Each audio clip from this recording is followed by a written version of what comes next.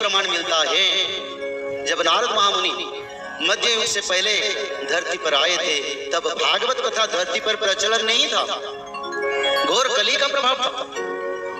और जब भगवान कृष्ण देहांत हुआ और राजा परीक्षित का देहांत हुआ, उसी समय कलियुग को 2115 साल भोग हो गया था। आरभ्यो भवतो जन्म जावत नंदा विशेषणम एतत् वर्ष सहस्रांशु शतं पंचदशोत्तरम। संस्कृत भागवत में इसका प्रमाण मिलता है। यानी अर्थ क्या है इसका? अर्थ है ये, जब राजा परीक्षित धरती को छोड़ दिया, परम धाम को चल गए, गंगा नदी के किनारे सुखदेव भगवान के द्वारा भागवत कथा 7 दिन श्रवण करके राजा परीक्षित परमार्थ की ओर चल गए। कली ज्यादा फैल गया, घोर कली बढ़ गया और उसी समय कलियुग को 1115 वर्ष हो गया था।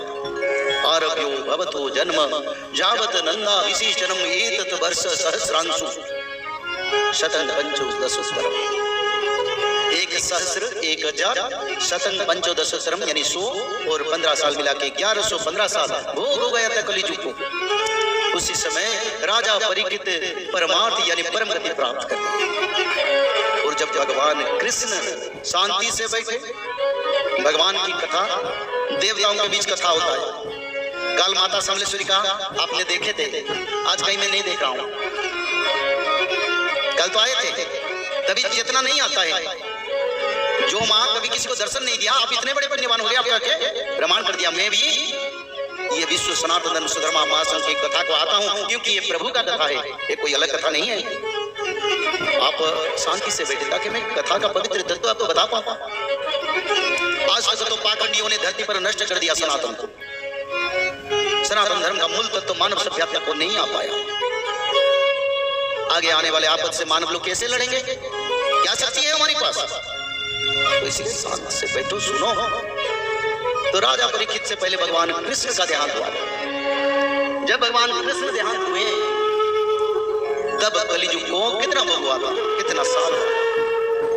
जदा देवर्षयो सप्त माघेषु विचरन्ति तदा प्रभुतस्तु कली द्वादशाब्द सदा। संस्कृत भागवत में प्रमाण मिलता है, भगवान कृष्ण जब धरती छोड़े, परम धाम जल गए प्रभु, तब उसी समय कलियुग को 1200 साल हो गया था। राजा परीक्षित मृत्यु समय तक 1115 साल, ये 1200 2115 साल के बाद नारद महामुनि धरती पर आए हैं।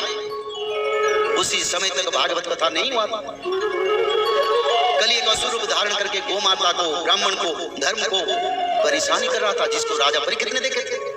और श्रीमद् भागवत में सनकादि कुमारों ने नारद महामुनि को बता दी। क्या बताते हैं?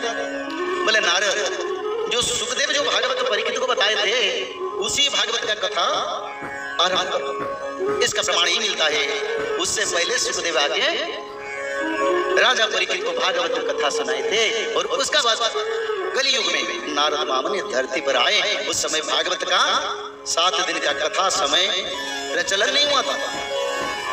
और कलियुग का उसी समय 2115 साल। और खुद नारद महामुनि उसी समय भक्ति देवी को बताए, दारुण कलियुग चल रहा है, धर्म अधर्म कुछ भी नहीं है, घोर कली से मनुष्य लोग डूब रहे हैं। अगर उसी समय घोर कली, तो इस समय क्या है? तो इसलिए वो तत्व गलत है जो मानव को पढ़ा जाता है।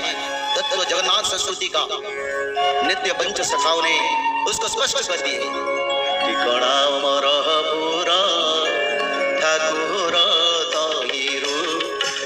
व्यवहार रामचंद्र रे हरि सहस्र धर रामचंद्र रे हरि 5 सहस्र धर रामचंद्र रे हरि 5 सहस्र धर रामचंद्र रे। च्युत बोले च्युत बोले में पंचर किले रामचंद्र रे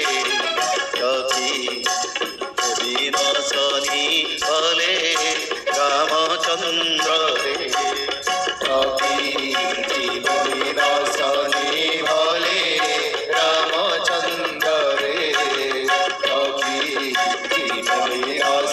रे भले रामचंद्र रे। बोले श्री जगन्नाथ स्वामी की जय। ठिकाना अमरपुर ठाकुर तयरू हेवे बाहर धरी पंच सहस्र तुधर। भगवान कृष्ण के नित्य पंच सखा मैं अनन्यतम महापुरुष अच्युतानंद ने भविष्य पुराण में ही लिखे हैं। ठिकाना अमरपुर ठाकुर तयरू हेवे बाहर, यानी अमरपुर आदि वैकुंठ जगन्नाथ क्षेत्र से जगन्नाथ महाप्रभु मानव रूप धारण करेंगे। किस समय धरेंगे? न ठरी पंच सहस्र सुधर, यानी जब कलियुग को 5000 साल बीत जाएगा उसका बाद भगवान कल की धरा अवतरण करेंगे। बोलिए सच्चिदानंद भगवान की जय। एक तरफ से कल की भक्तों को रक्षा करेंगे और पापियों को भी विनाश करेंगे, छोड़ेंगे नहीं किसी को। और ऐसे एक भी मानव कोई नहीं रहेंगे जो भगवान कल्कि का समर्पण में नहीं आएगा, कोई धर्म रक्षा नहीं करेगा, क्योंकि अच्युतानंद ने उसको स्पष्ट कर दिया। बिना आश्रित रे के ही न वंचिबे जुग भागे पड़ी जीवे। ऐसे कोई मानव नहीं बचेगा जो भगवान कल्कि का समर्पण में नहीं जाएगा।